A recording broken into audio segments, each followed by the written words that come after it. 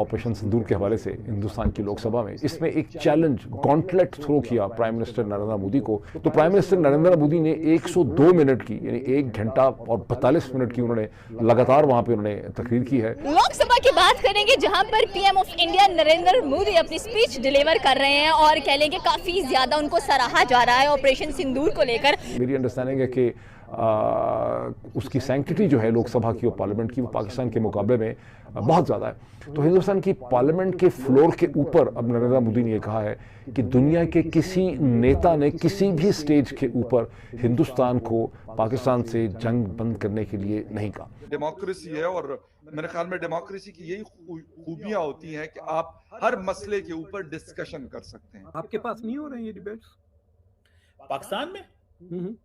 हो रही है, लेकिन क्योंकि देखिए पाकिस्तान में जब डिबेट होती है तो उसका जो वो वन साइडेड डिबेट होती है, क्योंकि हम पता है कि पाकिस्तान की नेशनल असेंबली और पाकिस्तान की पार्लियामेंट की कोई अहमियत, कोई वक़्त, कोई औकात ही नहीं है। नरेंद्र मोदी ने जवाब दिया आगे से कि अगर पाकिस्तान 10 मई को हमारे पर अटैक करेगा तो हम उससे बड़ा अटैक करेंगे, अगर वो गोली से वार करेगा तो हम गोले से वार करेंगे। It's really a big statement from the PM of India Narendra Modi. तो इस क्लॉक का एग्जैक्टली 12 बजकर और ये 26 मिनट पर है। इनको बता के चढ़ने मारी है, थप्पड़ बता के मारा है। क्या अब फलानी जगह अभी दोबारा किया तो फलानी जगह मारेंगे, दोबारा किया तो फलानी जगह मारेंगे। नमस्कार साथियों, एक बार फिर हमारे YouTube चैनल में आपका स्वागत है। जैसा कि आपने क्लिप में देखा होगा दोस्तों, जम्मू कश्मीर के पहलगाम में हुए आतंकवादी हमले के बाद लॉन्च किए गए ऑपरेशन सिंदूर को लेकर आज पाकिस्तान में भी प्राइम मिनिस्टर मोदी जी की खूब तारीफ हो कर रहा है। पाकिस्तान में यह चर्चा कर रहा है कि देखो भारत कितना डेमोक्रेटिक, कैसे खुलकर सवाल जवाब हो रहे हैं। ऐसा सिर्फ भारत में ही हो सकता है। पाकिस्तान की यह औकात नहीं कि पाकिस्तान की संसद में ऐसी बहस हो। देर असर पाकिस्तान का पार्लियामेंट पाकिस्तान आर्मी के अंडर काम करती है। पाकिस्तान मीडिया और पाकिस्तान की संसद पाकिस्तान आर्मी के अंडर में काम करते हैं और पाकिस्तान मीडिया कोई भी खबर पाकिस्तान आर्मी के पूछ कर नहीं चला सकता और पाकिस्तान के संसद कोई भी बयान पाकिस्तान आर्मी के पूछे बिना नहीं दे सकता। पाकिस्तान में डेमोक्रेसी की नाम की कोई चीज़ नहीं है, वहाँ पर सिर्फ आर्मी रूल करती है। वही वजह है कि दुनिया में पाकिस्तान की संसद को इतनी अहमियत नहीं मिलती जितनी कि भारत की संसद को मिलती है। इसमें आपकी क्या राय है हमको कमेंट करके ज़रूर बताएं। इसमें पाकिस्तान मीडिया की क्या राय है वो आप इस वीडियो में आप देख सकते हैं। धन्यवाद। जय हिंद, जय भारत माता की जय हो। पहले राहुल गांधी ने ये जो सेशन अब हो रहा है ऑपरेशन सिंदूर के हवाले से हिंदुस्तान की लोकसभा में, इसमें एक चैलेंज गॉन्टलेट थ्रो किया प्राइम मिनिस्टर नरेंद्र मोदी को, जब ये कहा कि प्राइम मिनिस्टर, अच्छा हिंदुस्तान में जो बातचीत की जाती है between the government the opposition, वो बहुत रिस्पेक्टफुल टर्म्स के साथ की जाती है। उन्होंने कहा कि प्राइम मिनिस्टर जो हैं वो कम से कम ये बता दें, अगर प्राइम मिनिस्टर जो है वो आके ये कह दें कि उन्होंने डोनाल्ड ट्रंप के दबाव में आके ऑपरेशन सिंदूर का सीज फायर जो है वो नहीं किया। अब उसके जवाब में आज हिंदुस्तान की लोकसभा में शायद ही कोई इंपॉर्टेंट लीडर, जैसे हम वाकिफ हैं, जिसका आपने नाम सुन रखा है, वो ऐसा हो जिसने वहाँ पे तकरीर ना की हो। तो प्राइम मिनिस्टर नरेंद्र मोदी ने 102 मिनट की, यानी 1 घंटा और 42 मिनट की उन्होंने लगातार वहाँ पे उन्होंने तकरीर की है। हिंदुस्तान के जो इंटीरियर मिनिस्टर हैं अमित शाह साहब ने भी वहाँ पे तकरीर की है। लेकिन इन तमाम तकरीरों के अंदर पाकिस्तान, पहलगाम, कश्मीर, ट्रंप और ऑपरेशन सिंदूर जो हैं उस पर फोकस रहा।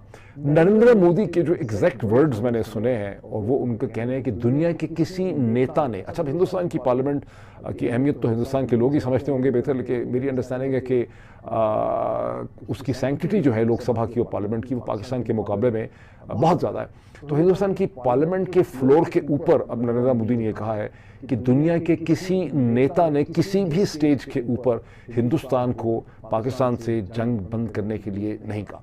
उसमें उन्होंने मज़ीद डिटेल्स शेयर की हैं अपनी बातचीत की अमेरिका के वाइस प्रेसिडेंट जेडी वैंस के साथ। उन्होंने कहा कि 9 मई 2025 को अमेरिका के वाइस प्रेसिडेंट जेडी वैंस मुझसे फ़ोन पे मुसलसल बात करने की कोशिश करते रहे, लेकिन मैं अपनी टॉप मिलिट्री लीडरशिप के साथ मसरूफ़ था, मैं उनकी कॉल ना ले सका। जब मेरी मिलिट्री लीडरशिप के साथ बातचीत और मीटिंग्स मेरी ख़त्म हुई तब मैंने कॉल बैक किया जेडी वैंस को, जो इससे पहले आपको पता है कि मई के महीने में अप्रैल के महीने में जब ऑपरेशन जब पहलगाम पे दहशतगर्दी हुई थी तो उस वक्त वो हिंदुस्तान में मौजूद थे और उनकी अहलिया जो है वो हिंदुस्तानी नजाद से कहते हैं, एक अमेरिकन प्रोफेशनल है। तो बहरहाल उन्होंने कहा कि मैंने फाइनली जब उनको कॉल बैक किया, ऐसा कहा है तो पता नहीं किसने जेडी वैंस को कन्विंस किया है कि पाकिस्तान इतना बड़ा कोई हमला हिंदुस्तान के ऊपर कर सकता था। आप अपना फैसला खुद कर लें, सारे के सारे 2+2 के कर सकता था कि नहीं कर सकता था। ये शरीफ जरदारी आसिम रजीम में इतनी हिम्मत होनी थी कि इन्होंने हिंदुस्तान के ऊपर को बहुत बड़ा हमला करना था। बहरहाल according to Narendra Modi on the floor of the Lok Sabha, JD Vance ने उनको ये चीज़ कही और उन्होंने कहा कि मैंने ये कहा जेडी वैंस को कि अगर पाकिस्तान ने ऐसा किया तो हम पाकिस्तान को सबक सिखा देंगे।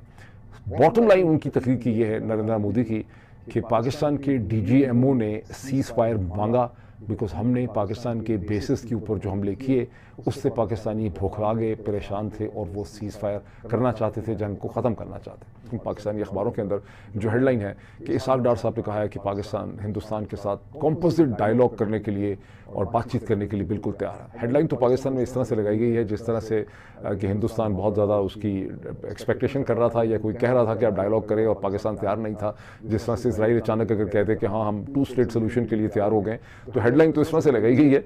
लेकिन जैसे कि कोई मांग रहा है आपसे कॉम्पोजिट डायलॉग, आपकी कोई रेजिस्टेंस थी, पर उस तरह से खबर लगाई गई है।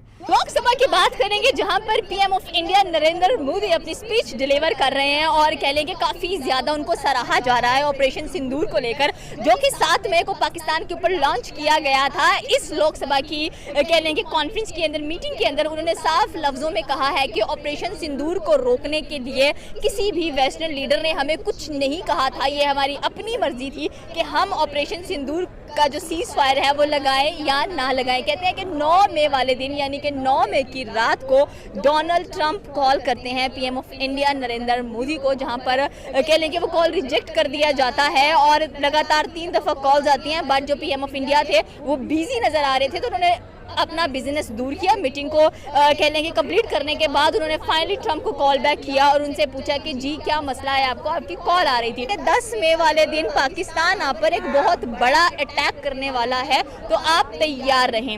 नरेंद्र मोदी ने जवाब दिया आगे से कि अगर पाकिस्तान 10 मई को हमारे पर अटैक करेगा तो हम उससे बड़ा अटैक करेंगे, अगर वो गोली से वार करेगा तो हम गोले से वार करेंगे। It's really a big statement from the PM of India Narendra Modi. हमारे साथ पाकिस्तानी अवाम मौजूद है, इनसे पूछेंगे कि ऑपरेशन सिंदूर जो कि लॉन्च किया गया था पाकिस्तान के ऊपर, एंड अब ट्रंप को होश आ जाना चाहिए कि ट्रंप जो बार बार कह रहे हैं कि मैंने सीज फायर करा दिया, मैंने सीज फायर करा दिया, तो अब मेरे ख्याल में एक अच्छी खासी शटअप कॉल दी है पीएम इंडिया ने। मैं लाहौर का रहने वाला हूँ और मेरा भाटा चौक पे मेरा घर है, ठीक है। और यकीन करें मेरे घर से आगे तकरीबन 15 किलोमीटर के पास, ठीक है, और मेरे घर की बैक साइड पे वो आ जाता है क्या ड्रोन नहीं, फेज 6 है, फेज 6 में ड्रोन गिरा था आके, ठीक है। फिर आके गिरा था वाल्टन पे, ठीक है। वाल्टन के बाद फिर आके गिरा था गाजी रोड पे, ठीक है। इन 3 जगहों पे आके गिरा है। वो किस वजह से गिरे हैं भाई, पहले तो इसका जवाब दो। वो सील फायर बंद करने के लिए मतलब तुमने फेंके थे।